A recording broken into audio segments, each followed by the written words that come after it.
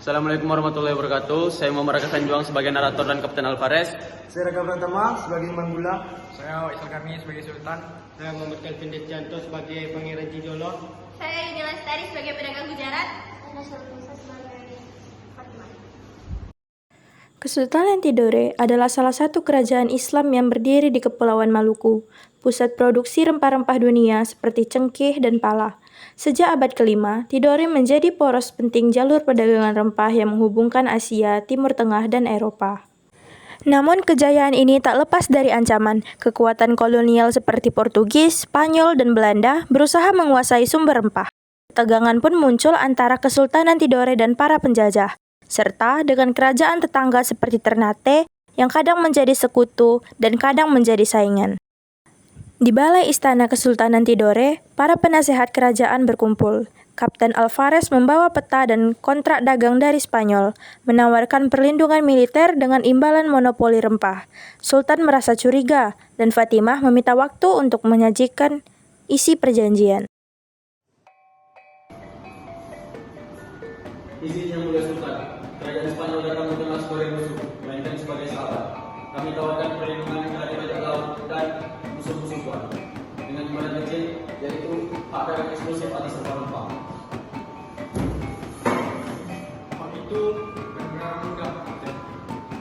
Rempah adalah darah dan kami. Berikan kami waktu.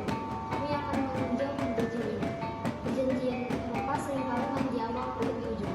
Janjian yang tak jujur hanya menanam benih perang, bukan perdamaian.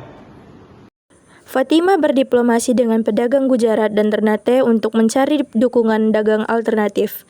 Ia mengetahui bahwa Spanyol berencana memblokade jalur laut jika kesepakatan ditolak. Kapitan Malelo mulai menyiapkan armada laut sebagai antisipasi. Kami ingin rempah kami mengalir ke makanan Tentu, Putri Fatimah, rempah Tidore adalah hal yang paling dicari. Spanyol berencana menutup lautan. Apakah Tidore siap menantang ombak itu?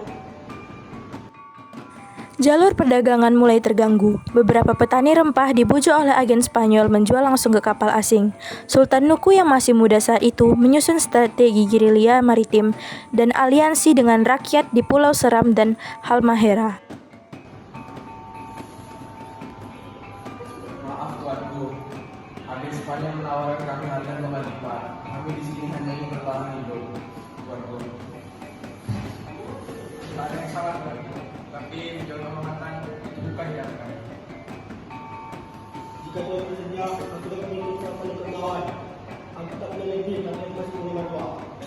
Konflik terbuka. Armada Tidore menyerang kapal Spanyol yang berusaha menyelundupkan rempah dari pelabuhan rahasia.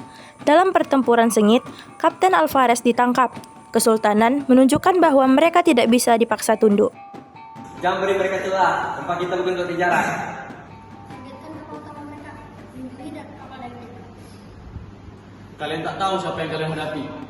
Kami tahu persis siapa yang datang malu dan kami bukan bangsa yang menggugam.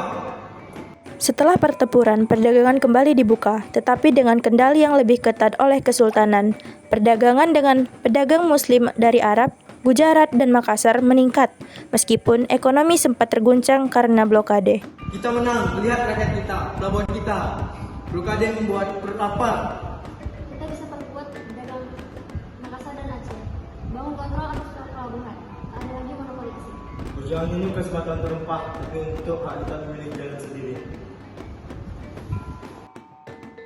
Dampak positifnya adalah kekayaan kesultanan meningkat, infrastruktur pelabuhan dan angkatan laut berkembang, Islamisasi dan hubungan internasional makin kuat melalui jalur perdagangan Muslim.